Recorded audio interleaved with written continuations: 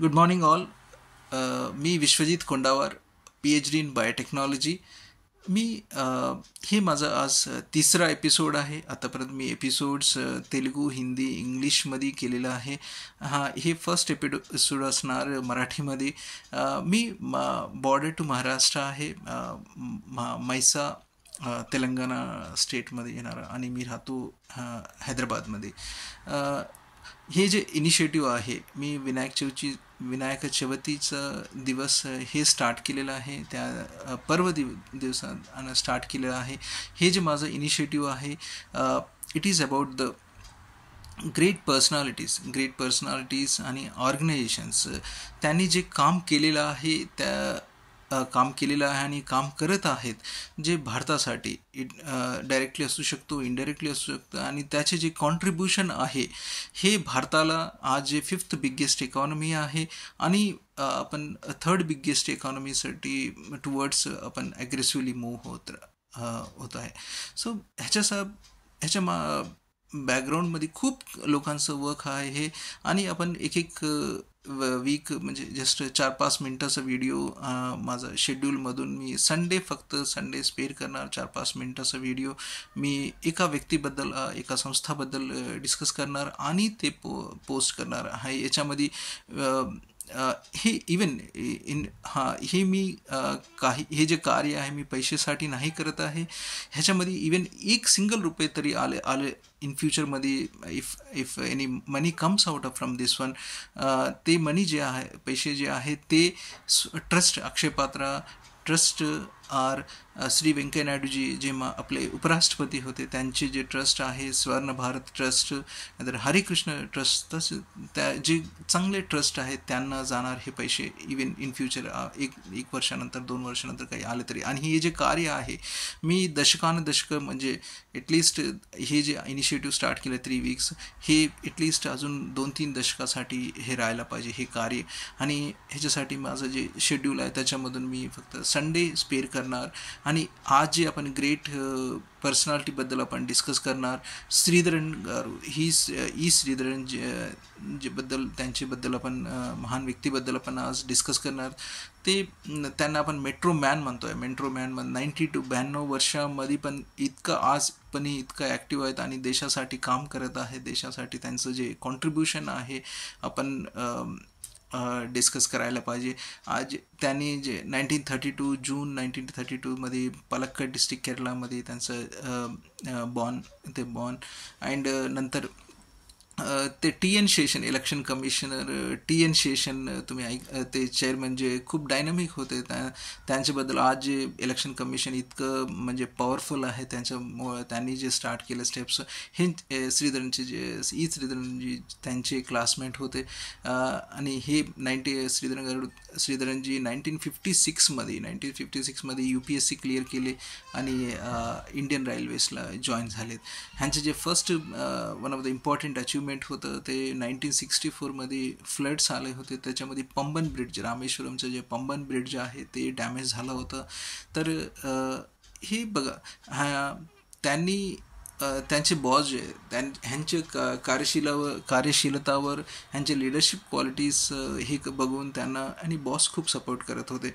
आणि आपण लक्षात, आपण करिअरमध्ये कधी ग्रो होताना आपण म्हणजे त्याच्या मागे, त्याच्या बॅकग्राऊंडमध्ये आपला पेरेंट्सचा एफर्ट्स असतो, आपले फॅमिली मेंबर्सचा एफर्ट्स असतो, आणि आपले टीचर्सचा एफर्ट्स असतो, आपलं करिअरमधले बॉसचे एफर्ट्स असतात. ते आपण कधी विसरायला नाही पाहिजे, आणि ते आपल्याला खूप पुढे घेऊन जातो.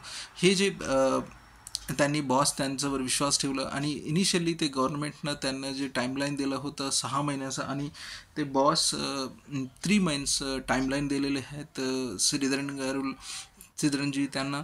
आणि हे 46 डेजमध्ये त्यांनी हे कार्य कंप्लीट केलेलं आहे. तर ते त्यांचं जे रिकग्निशन गव्हर्नमेंटनं ते कामला त्यांनी अप्रिशिएट केलेलं आहे. त्यांना अवॉर्ड पण भेटलेला आहे, ते रेल्वेज इंटरनल अवॉर्ड, त्यांना रेल्वेजचा अवॉर्ड पण भेटलं त्यांना. ते नंतर कोलकाता मेट्रो जॉईन झाले. कोलकाता मेट्रो जे आपलं भारताचा फर्स्ट मेट्रो आहे, 1970 to 75 ते कोलकाता मेट्रो.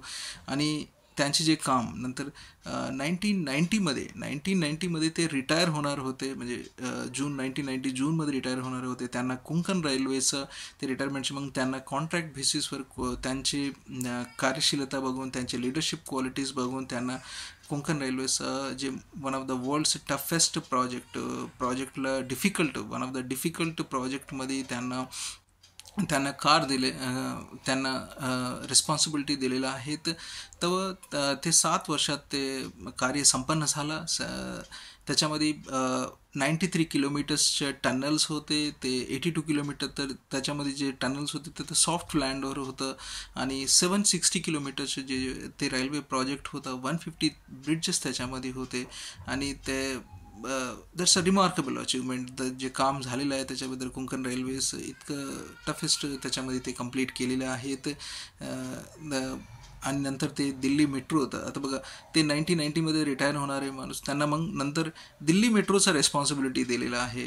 तर 1997 to 2011 ते दिल्ली मेट्रोचं ते फर्स्ट दिल्ली मेट्रो जे लाईन स्टार्ट झालेलं 2002ला स्टार्ट झालेलं आहे.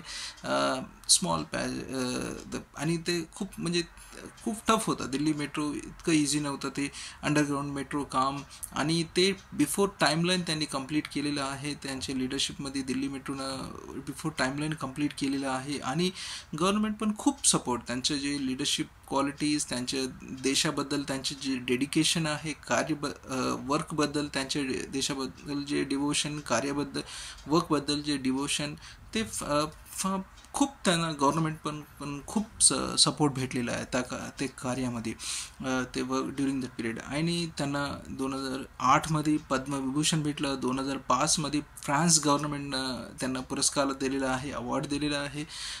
2005ला ते रिटायर होणार होते दिल्ली मेट्रोला, पण ते Delhi metro has not given a permission to हिम.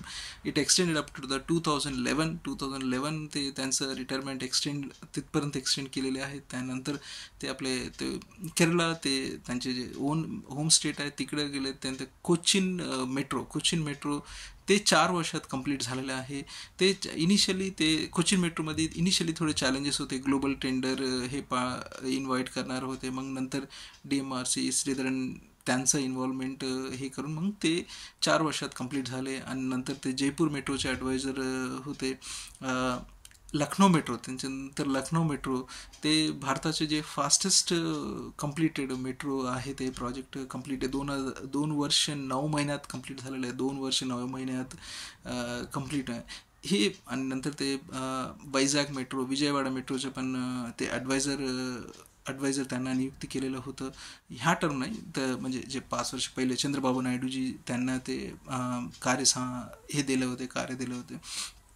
ते ढाका मेट्रोचे पण ॲडवायझर. मग हे एक इंडिकेट करते की age is just a number. Those who work for देशासाठी जे काम करतात त्यांना ते कॉन्ट्रीब्युशन, त्यांचे डिवोशन, त्यांचे डेडिकेशन बघून ते त्यांच्यासाठी age is just a number. अजून एक one of the motivated person ते जे सेम ते श्री अमिताभ बच्चनजी 81 इयर्समध्ये पण ते इतका ॲक्टिव्ह आहेत. आणि 8 इयर्समध्ये लास्ट इयरमध्ये ते कल्की मूवीज, त्याच्यामध्ये किती फाईट सीन्स आहेत आणि किती लेंथी कॅरेक्टर आहे त्या मूवीमध्ये, पण ते किती हे केलेले आहेत.